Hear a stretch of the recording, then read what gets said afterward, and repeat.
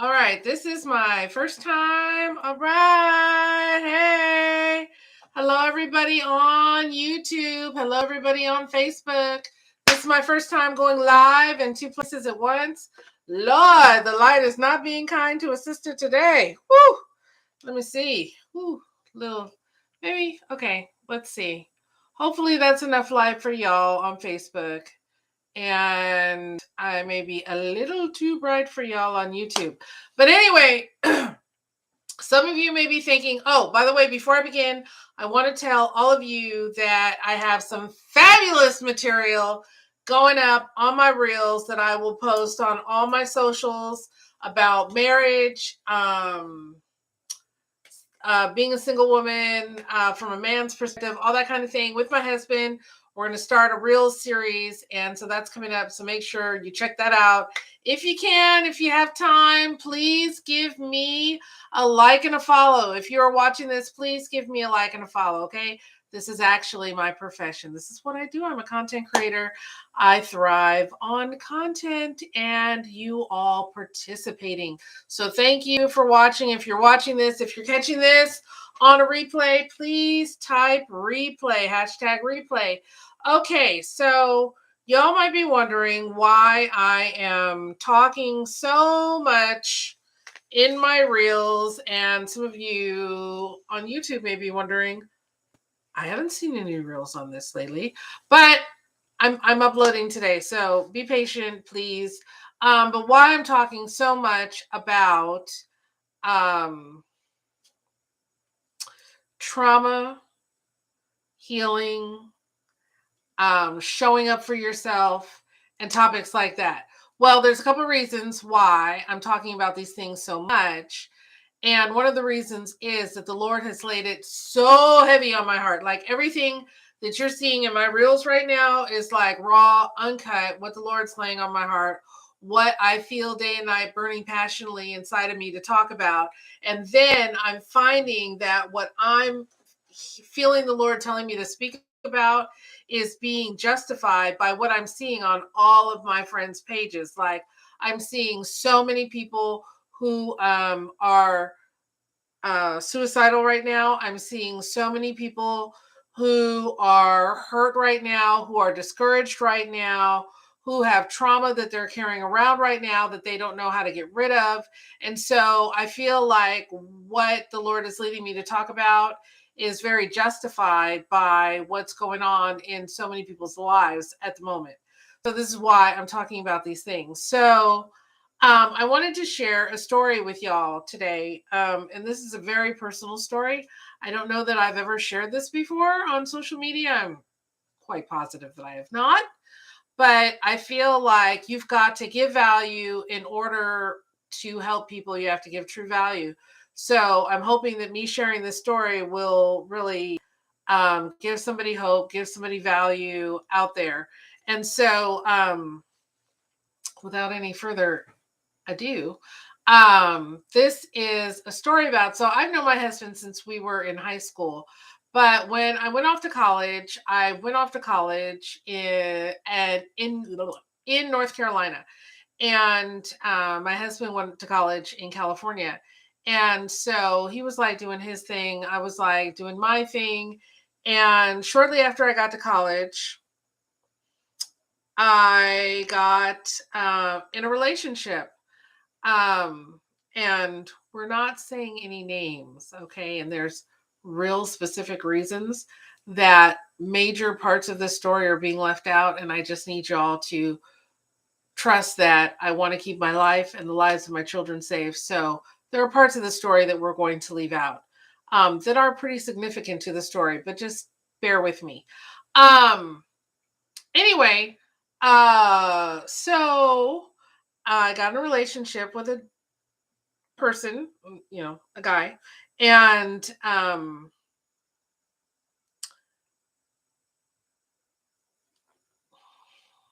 okay, this is very emotional, so just bear with me. Okay, and so this person seemed very quiet and very studious and very big into family, into his family ties.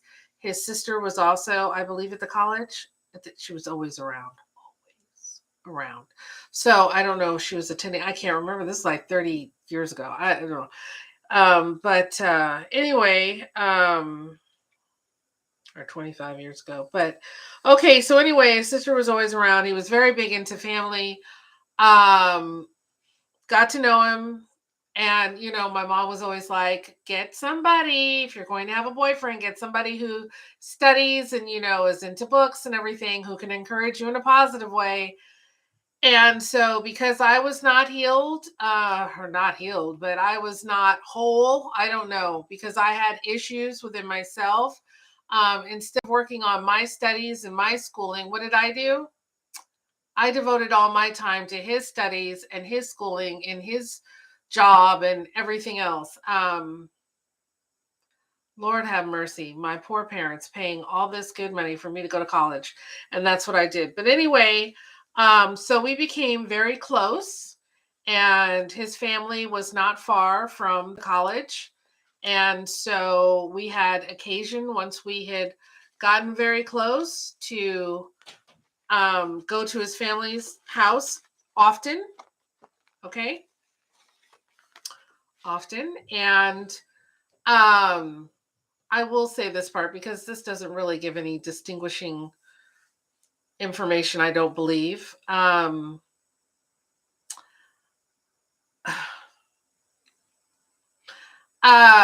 Anyway, he was of Jamaican descent. I did not know that. When I met him, he hid his accent, disguised his accent. I thought it was strange, the color combinations he would wear. I thought that was strange, but I thought maybe he just really likes color. Um, and so anyway, I'll never forget the first time I went over to his house, and I went to Bennett College. We were Bennett Bells. We did not go anywhere unescorted and or unchaperoned. And so my girlfriend went with me. We were going to spend the night and spend the weekend with his family. And so this was his family's house, and my girlfriend came with me. My roommate, my best friend at the time, came with me. So it could be an escorted outing. And so we're in a guest room, and we wake up in the morning, and we're hearing all this talk around us, and we're like, who's talking, and who are all these people, and what are they saying? And so we're listening carefully, and we cannot distinguish what language is being spoken. And we figure out, we did not figure out, by the way, actually, that's not true. So at the moment we didn't figure it out. So we, started making noise, announced we're there, whatever. We get up, and, I kind of am talking to him, and I'm like, by the way, when we come out, everybody's speaking English again. Or everybody is speaking English, and we're like, so I kind of pulled him aside. I'm like, what are you speaking? And he's like, oh, patois. And I'm like, what's patois? And he's like, oh, I'm Jamaican and all this other stuff. And I'm like, what? And then, he breaks out in his normal pattern of speech, which is totally different than the pattern of speech that he's been using with me up until this point in time. So and you have to understand, the point of this story is not because I have a problem with people who are from Jamaica or anything else like that. Okay, but it was a form of deception. And so I'm telling this entire story because this is about trauma, and this is about a past trauma that occurred with me, and it's very personal. And I want you to hear the story so you can understand what I'm trying to say. So don't get caught up on the little things that I might say. Think about the greater picture here. So anyway, we got to make this not too long because I got to make dinner. But anyway, so I was like, oh, you're Jamaican. I'm like shocked, taken aback. And I'm like, okay, so that, some things make sense now. And I was like, all right. And there's so much more to the story that, like I said, for security reasons, I cannot get into. But so that was one thing. And so there were red flags. Okay. And I cannot emphasize enough to you people what red flags mean. If you're in a relationship and a red flag pops up, we as women very often we want to be nurturers, right? We are nurturers naturally. And so we want to nurture our boyfriends, and we want to be understanding, and we want to not be judgmental, and we don't want to, we often will accuse ourselves or feel guilty when we feel like we're being judgmental.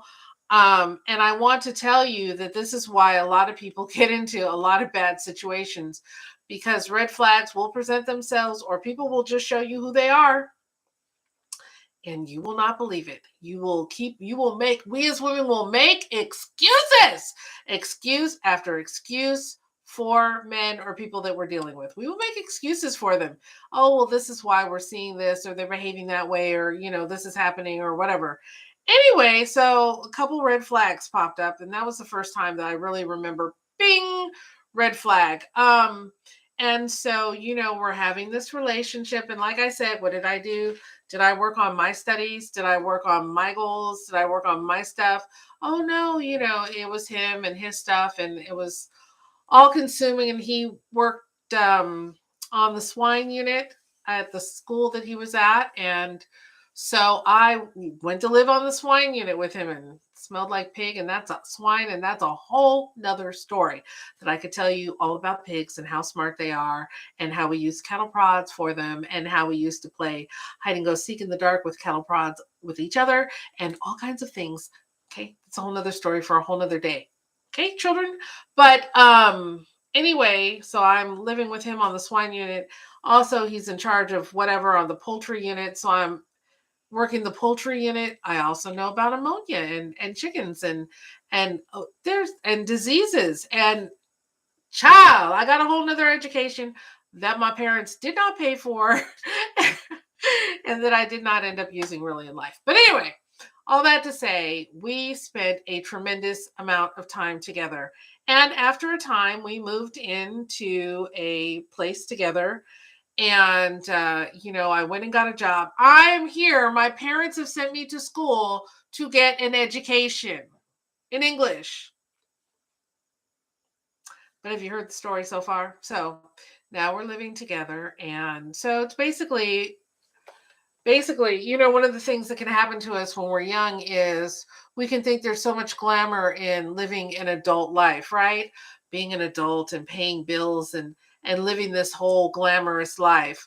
Um, and I'm here to tell you, just dear ones, there's nothing glamorous no matter what age you are, and it's much less glamorous if you're older.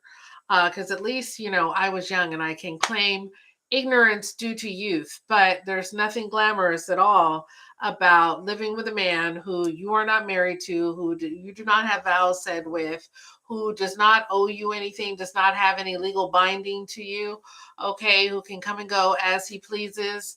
Um, and being and playing the wife, a role of a wife without being one. Okay, so that was basically what we were up to. And I've got this job, and what he had a job also as well. I mean, the man had like 3 jobs and went to school full time and got like A's. Okay, but I had this job. So eventually I get this job as an assistant manager of a gas station. Okay, we're going strong now for a few years at this time.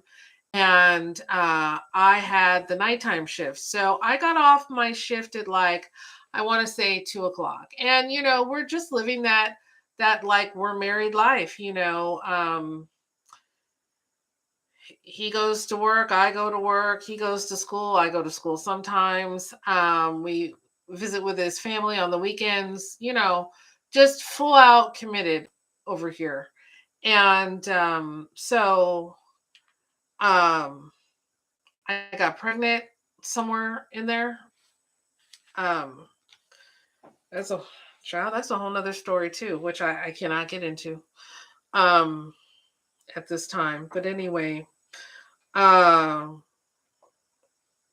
so I had this job as an assistant manager of a gas station. And if any of you have ever worked at gas stations, which probably many of you have not, but if you've worked at a gas station, at least at that point in time, I haven't worked at a gas station since college, so I wouldn't know. But at that point in time, I was the assistant manager. The manager was a wonderful woman. She was a wonderful woman who changed my life, actually, and her name was Christine. So she was a white woman. She was considered herself to be a proud redneck. Uh, Blonde hair, blue eyes. She had some of her teeth were missing. Um, and she was a mathematical genius. She was the manager. She was my manager who worked at the store, and she was a mathematical genius. Okay, she could have been um anyone, anything with the right education at that time, because at that time, degrees were important. It was before the internet and all of that.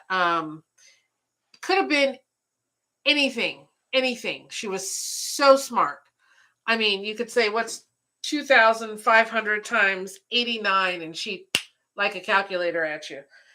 So smart. And it used to break my heart that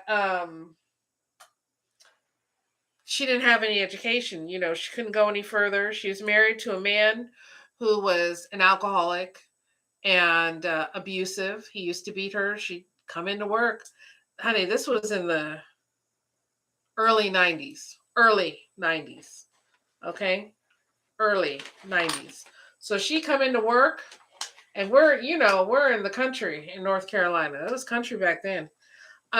She come into work with black eyes and bruises and all kinds of things. Nobody thought twice about it. It wasn't like now where people are like, oh my gosh, are you being abused? And, let me take you to the shelter and let me help you escape or whatever.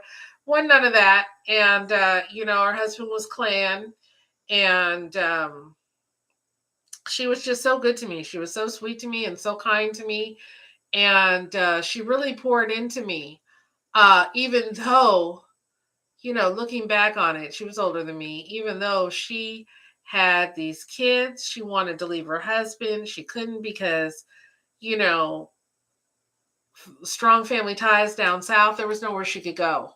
And she wouldn't be able to keep her kids. She had like 3 boys, and she couldn't leave them. But even in the state and the circumstances that she was in, she found the time to pour into me, which was amazing.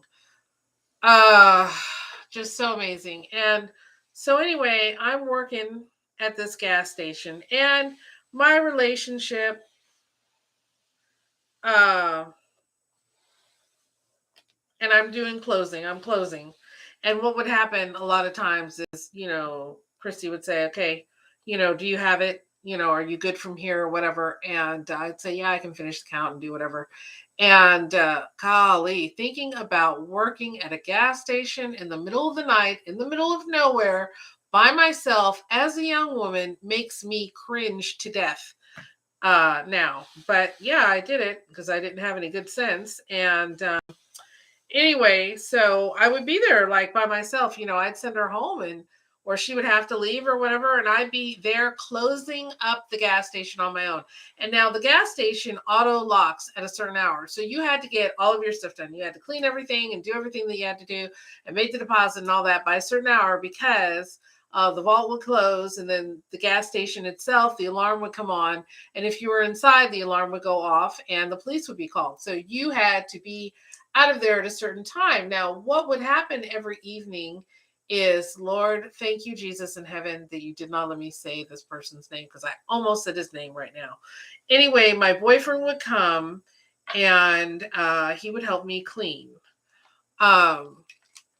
Every evening, he would help me mop the floor and do whatever else that I needed to do to make sure that I got out of there on time. And then, of course, we had one car, so he was my ride home every night at like 2:30 in the morning when I got off of work.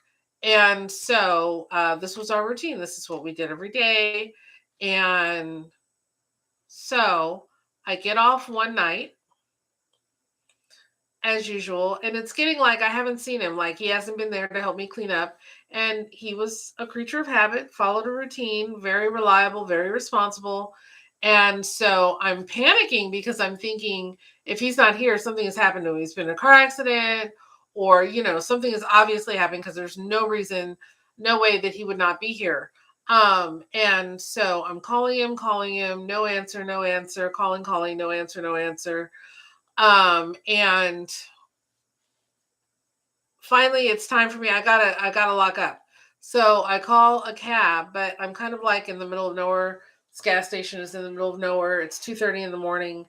And I can't remember, but the cab, wasn't going to be able to be there for like 45 minutes or something like that.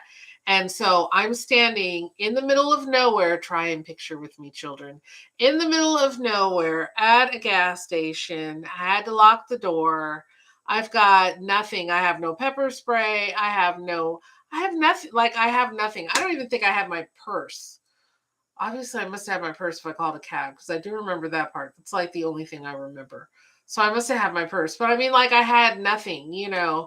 I could have so easily been killed. Somebody could have ran me down, raped me, dumped. Nobody would have seen anything. Nobody would have known anything. Nothing.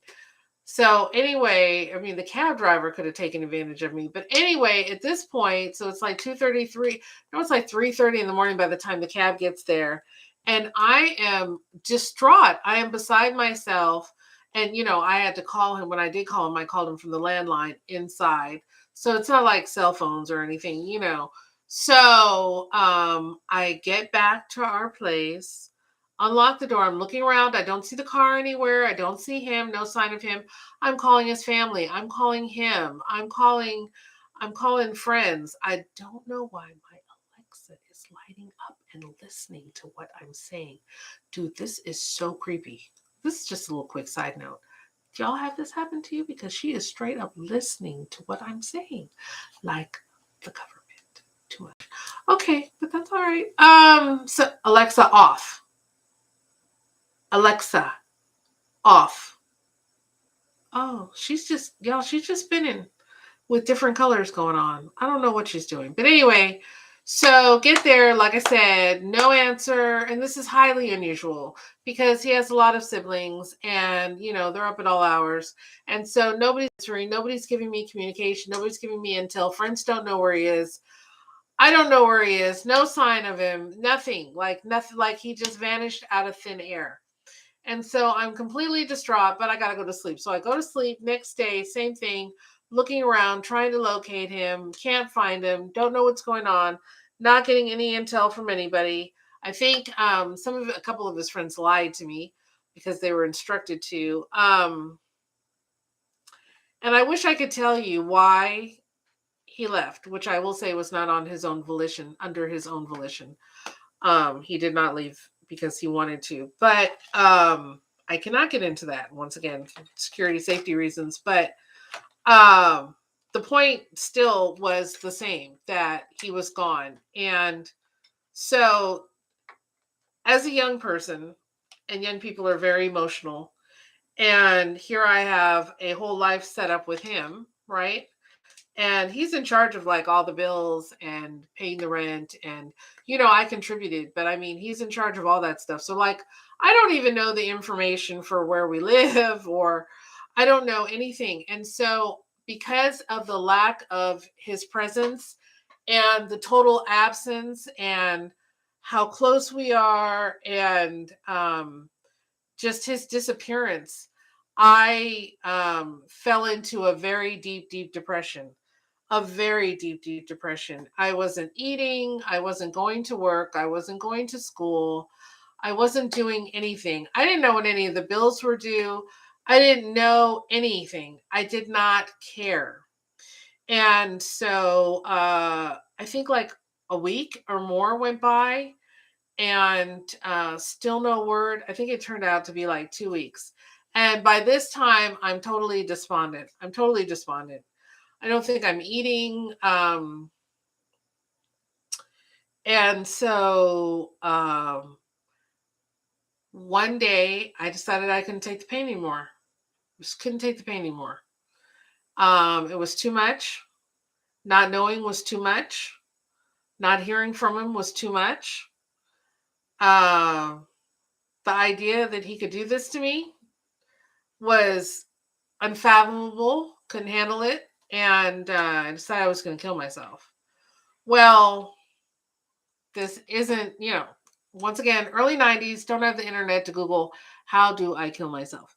And so I don't even remember what I did, but this was an older an older place we were living in. Things were very sturdy, and I think I took a belt buckle and attached it to my neck. I was going to hang myself from the shower curtain. I had started to hang myself from the shower curtain, and this wasn't like one of those flimsy curtains. The rod was built in and very strong and steel, and it was holding. And so I'm in the middle, literally, of hanging myself.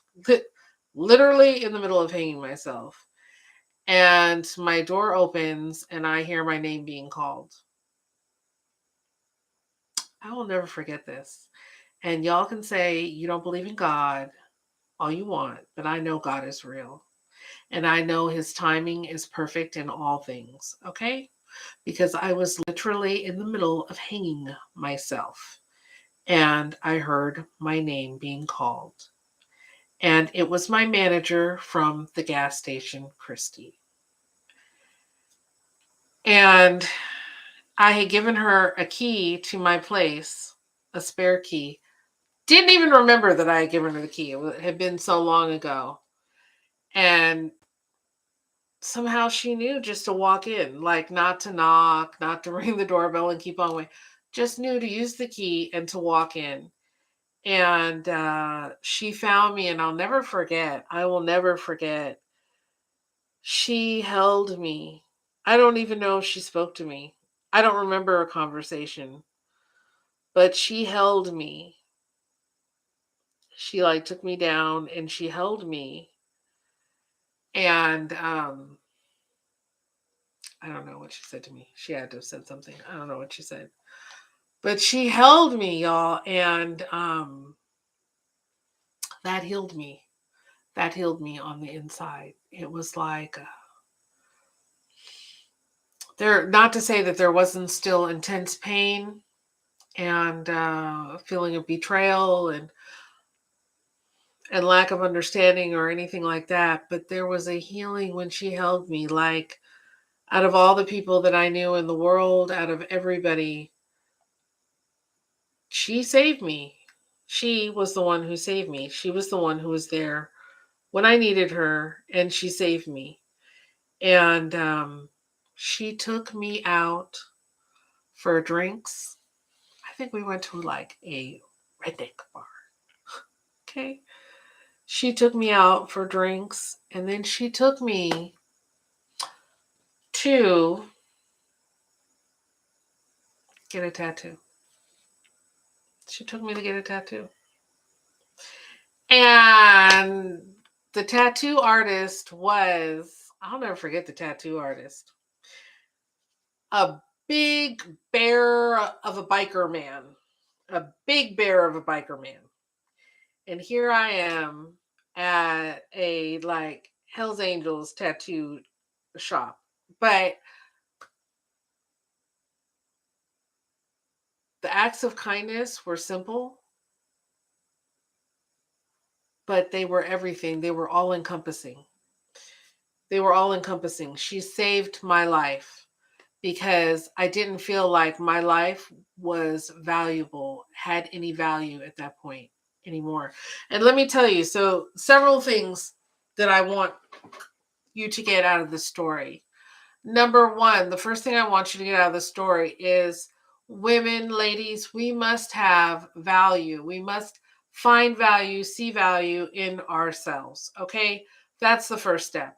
If I had not placed all of my value into this person, then had this person done what they did, even though they did not do it willingly, um, but if I had not placed all of my personal value in that person, then if that person had left, I would have still seen value in myself. I would have still seen, I would have felt like, you know what, it's a great loss. I'm really sad.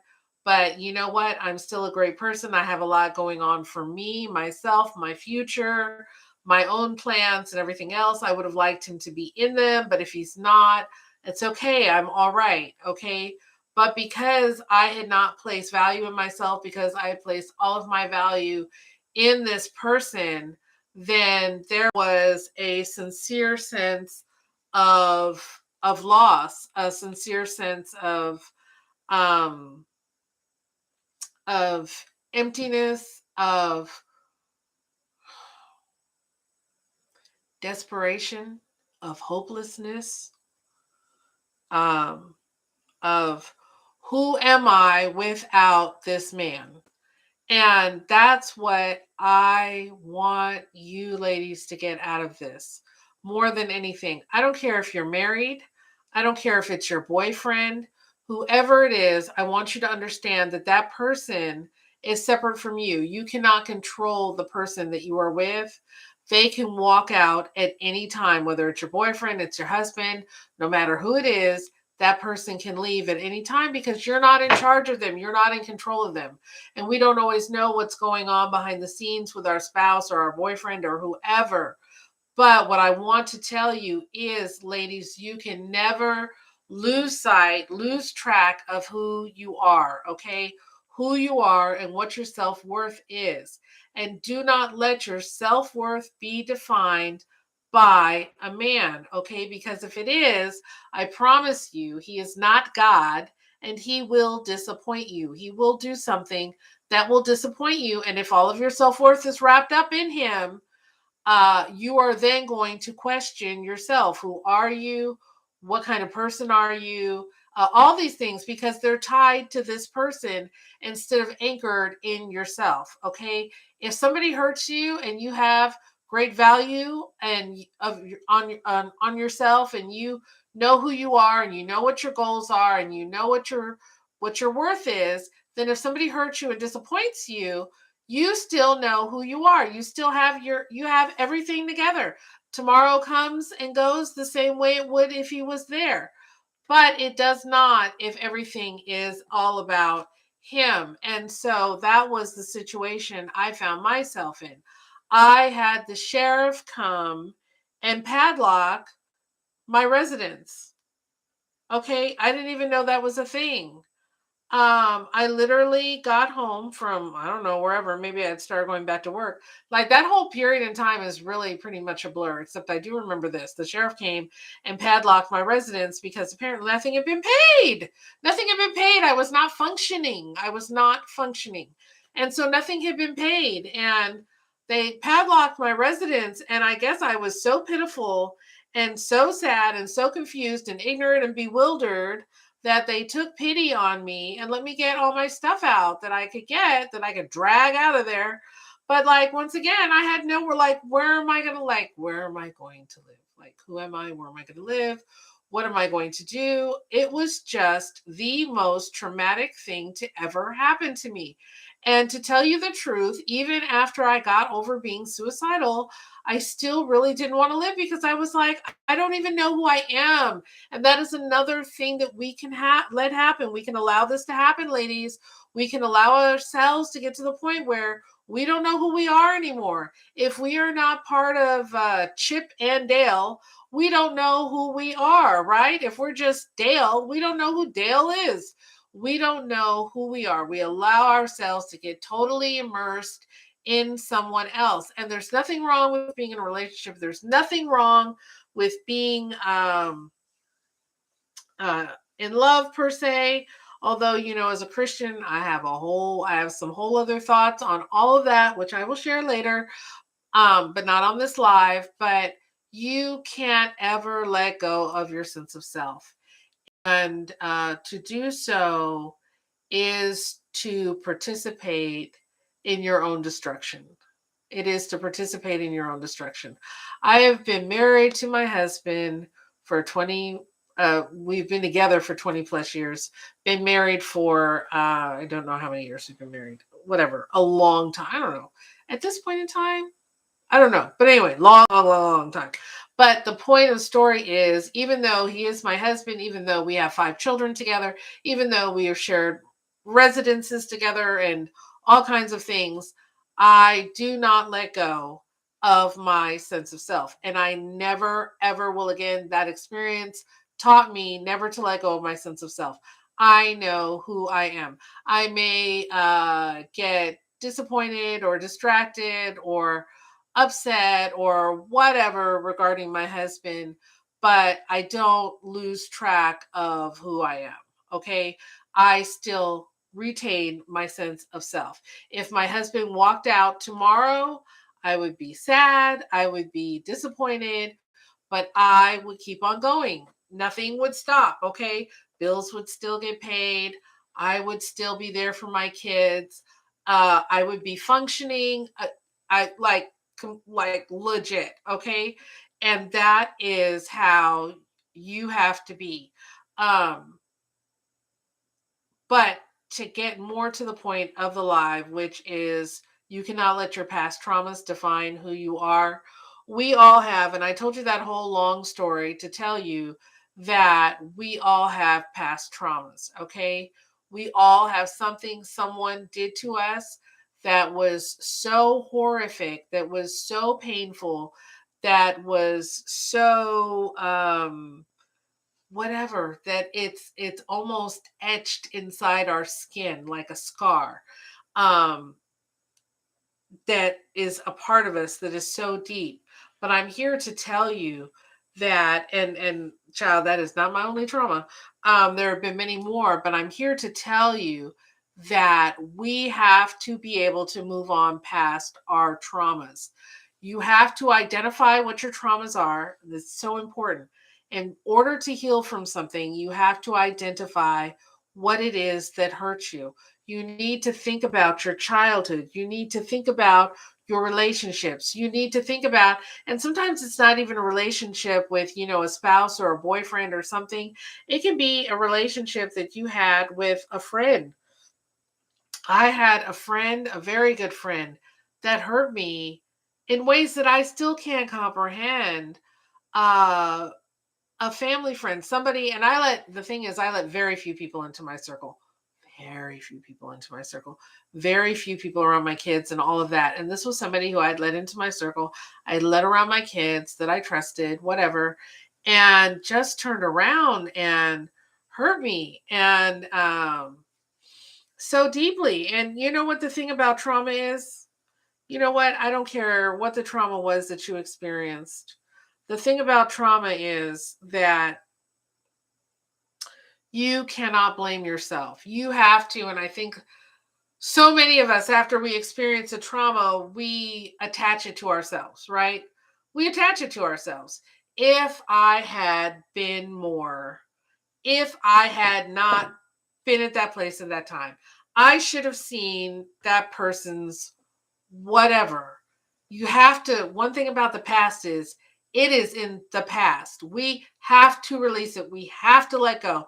We tend to want to replay it over and over and over again and think about what we could have done differently, who we could have been differently. If only our mother hadn't done this, and only our father hadn't done this, and if only we hadn't done that, and only if we hadn't believed this, and whatever it is. It is over. It's in the past. You can't go back to it. You cannot fix it. And you have to forgive and release yourself from whatever feelings of guilt or responsibility you have around that trauma or anger that you have around that trauma, because it is eating you up on the inside. It is not serving you. It is not allowing you to move forward. Okay. When you want to move forward in life, you have to throw off everything that is holding you down, that is weighting you down. You have to release it. You have to toss it. You have to get rid of it. One of the most healing things that you can do, and this is coming from somebody who was practically a hoarder, okay? One of the most releasing and freeing things that you can do, okay, is get rid of things in your house, of going through your clothes, going through your personal belongings, and letting go. Yes, I understand some things hold sentimental value, and I'm not saying get rid of those things, but what I'm saying is we have to learn how to release in order for us to be successful, in order for us to be our best selves. We have to be able to move forward, and we have to be able to adapt to change. One of the characteristics that you will notice in the most successful people is that they are able to accommodate change very rapidly. They don't get stuck on stuff. They do not, I promise you, get stuck on stuff. If you meet somebody who's very successful, you will see that they are able to change houses very quickly. They don't say, you know what, I grew up in this neighborhood, I have to live in this neighborhood till I die. Or they don't say, you know what, I'm afraid to move. I'm afraid to move to a new state or whatever. I'm going to just stay in this neighborhood until I die. They don't say that. They get up, they move, they experience new cultures, they experience new people, they experience new all kinds of things, foods and everything. Change is something that they incorporate constantly into their lives because they are not risk adverse. Okay, they are not adverse to taking risks and going out on a limb. Okay, and trying things, whether they're successful or not successful. And, you know, my father was an extremely successful self-made businessman. I will do a live just on him all by himself and his story because it's amazing.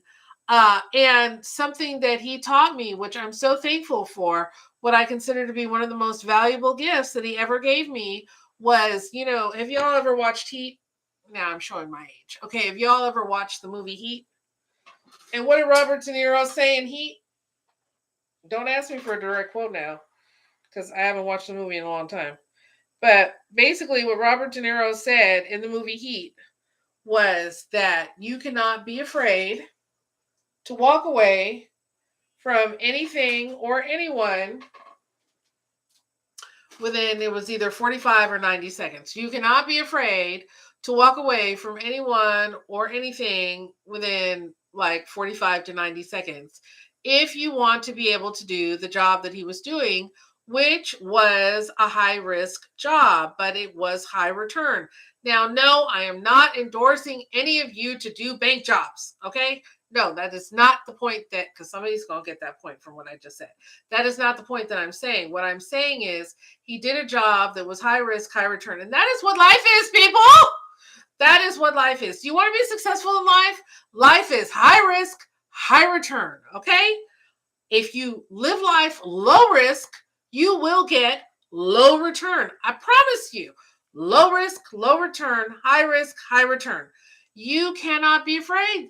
You know, if you look at people, these multi-millionaire billionaires who are on Shark Tank or wherever, they are not afraid to play the stock market. They are not afraid to invest in something that they think is going to work out well. And if it doesn't, that's okay. Do you know why Donald Trump, Donald, who I cannot with him. Okay. But we're going to talk about the Don for a minute. All right. You know why Donald so successful? Because Donald was willing to make a fortune, lose a fortune, because he knew he could make a fortune again, because he was not risk adverse. There are lots of things that I can say about him that would be very true about his nature, about the kind of person he is, and all of that kind of thing. But what I will give him credit for is I will say that the man knows how to make an empire. He knows how to promote himself. He has great confidence in himself. And this is why he was able to step from nothing, knowing nothing about politics, not being a politician, okay, going around back, I don't know, y'all need to do your homework on him. Do your homework on him. Do some work. Do some page 6 work. Okay, I'll say that.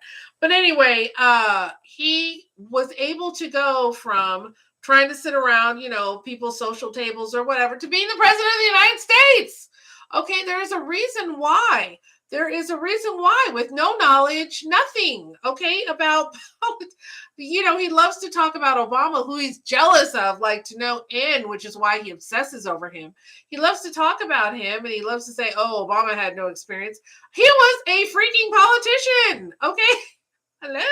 Hello. You know, but point being is he was able to go from here all the way to here. And the way he was able to do it was the man has confidence.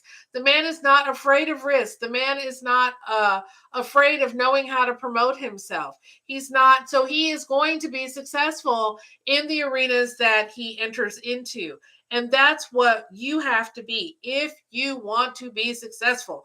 You cannot, a lot of us are not successful because we're holding on to past traumas. We're holding on to fears from those past traumas that keep us from being great. We're holding on to things from those past traumas where we feel less than, where we feel like we're not entitled to, where we're not do this or do that because somebody hurt us badly. Somebody did something to us that we did not deserve. You have to let go of that. And you have to understand, what do we always say? Hurt people hurt other people, right? Hurt people hurt other people. It's not about you. You have to be able to find that in and of yourself, which gives you strength and power. You have to find it for yourself, because I'm here to tell you there won't always be somebody to give it to you, to pour into you, and to do that for you. You have to find it yourself. That's why I say, find a mentor online that you can follow every day who can pour into you. And I always say, do your affirmations every day. Speak to yourself in a positive manner, because this is a supercomputer up here. It's a supercomputer and you are the programmer. And by being the programmer, you are responsible for what goes into this supercomputer. And so if you give it negativity, if you give it doubt and those kinds of things, that's what you're going to get out of it. That is what's going to be programmed up here. You wonder, why do I always fail at things that I do? Or why do I always quit? Or why do I always attract a certain kind of man? Because of what you're putting into your supercomputer. Like attracts like, okay? Let me tell you something. When I had my breakthrough, when things became clear to me, when I set my goals, when I determined that I was going to do this, when I started my positive affirmations, people started coming to me. I had been doing the same thing for months and months and months and months and months and months and months and months. Okay. I had been doing the same thing, but my mindset changed. I had a mindset reset. Okay. And when I had that mindset reset, people saw it. People felt it. They could feel it. People started coming to, like, I've been doing this and I've been doing that. But now all of a sudden, y'all are interested in what I'm saying and what I'm doing. Yes, because I had a mindset reset. Okay.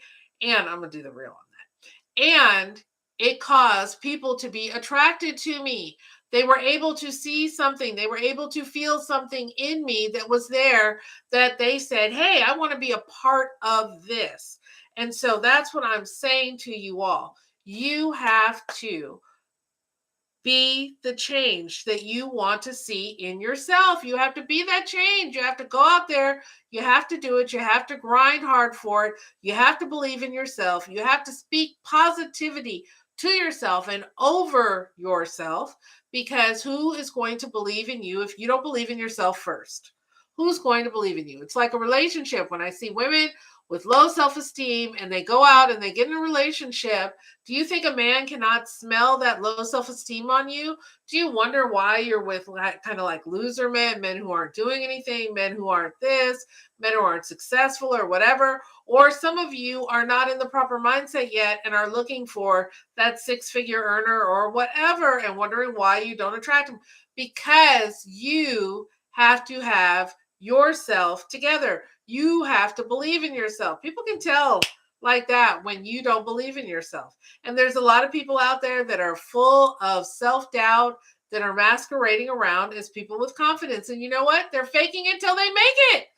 They are at least moving in the right, they're at least moving in the right way. Talking positively, being confident, until they feel it in here. If you say it enough and you speak it enough, it will become true. It's just like if you tell yourself, I will be a seven-figure earner. This is what I say to myself. I will be a seven-figure earner. I'm not telling myself, oh, you can't do that. That's too much. Joe, you know how much that means you have to make per month? You can't. How you gonna do that? How you going? I am going to do it. That is my fate and destiny. I will achieve it. And that's what I tell myself. And because I tell myself that, I believe I am capable of that. And you watch me achieve that of which I speak of. Okay, so this is what we have to be to ourselves and for ourselves. We have to be confident. We have to be in charge. We have to walk in the knowledge that we can do it. It does not matter if you are on food stamps right now. It does not matter if you are living in your car. It does not matter if you are on the couch at your cousin's house. It does not matter if you had to give up custody partially to your ex of your children and you can't see how you can be reunified with them all the time. It does not matter what your situation is. We have a God up in heaven, and with him, all things are possible. You can achieve anything. You can achieve anything. I need you to say that to yourself. I can achieve anything because you can and because it's true. Okay. So we cannot allow past trauma to dictate and be in charge of our lives. Some of you are allowing your past trauma to call the shots. Okay. It's just like your money. What do they say? If you don't tell your money where to go, your money will tell you where you can go. Okay. You have to take charge of your money. You have to take charge of your life. You have to take charge of your trauma. Okay. You need to do things that help you to heal.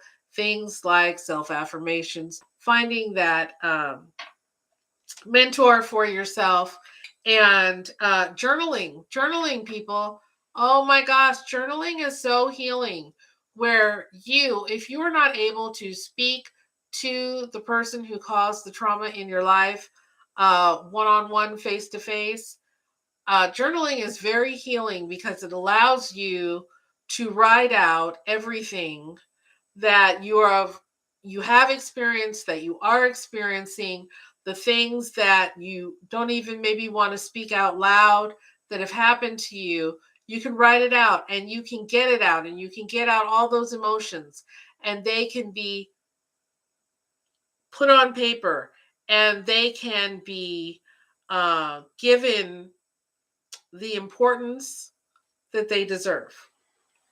I'm not telling you what your trauma is was not important. I'm not telling you what your trauma is wasn't hurtful. I'm not saying anything. I'm saying that trauma is real, but you do have to get past it in order to move on. And journaling is a wonderful way to get past that trauma, to get it out, to get it off your chest, just put it down. It makes it real. It makes it real and it gives ownership of that trauma. And then you have to let it be there. You have to leave it there on that paper and you have to begin to heal and move past it. Okay.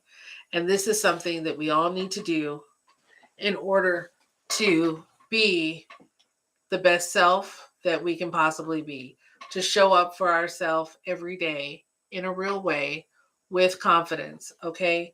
Because there are a lot of us out there, I know, who are living way below where we should be living. And I'm not talking about you should be driving a nicer car or house or anything like that. I'm not talking about that. What I'm saying is we are living way below the confidence level and the value level that we should be assigning to ourselves. We're living way below that level. And we should not be. Okay. We should not be. We are strong. We are strong. And we are worthy. Okay, all of us, we are all worthy of our hopes and our dreams and everything else. And don't let anyone tell you otherwise. Very important. Don't let anybody come along and steal your self worth from you.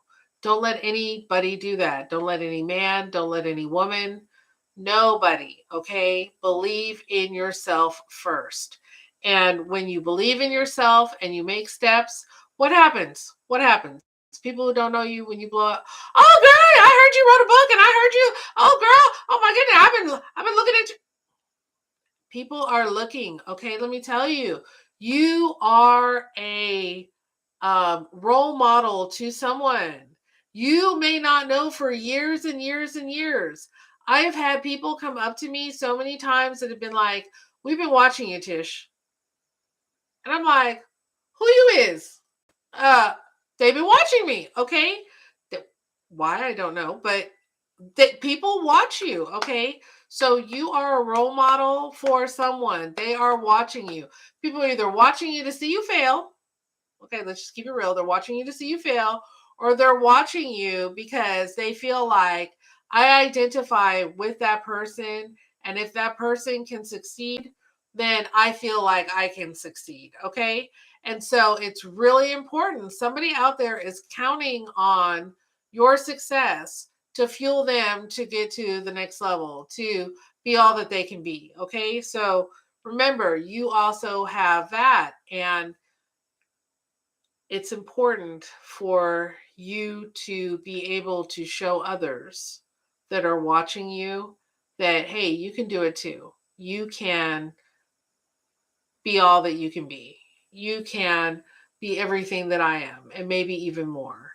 And so we need to keep that in mind. So that's all I have for you this evening. It's late. I've been on here an hour. I got to go make dinner for my kiddos. And I just want you to be the best version of yourself that you can be. Thank you for joining me on this live. Please give a like and a follow. And until next time, I will talk to y'all later. Okay? Let me end my streams. Okay, bye-bye.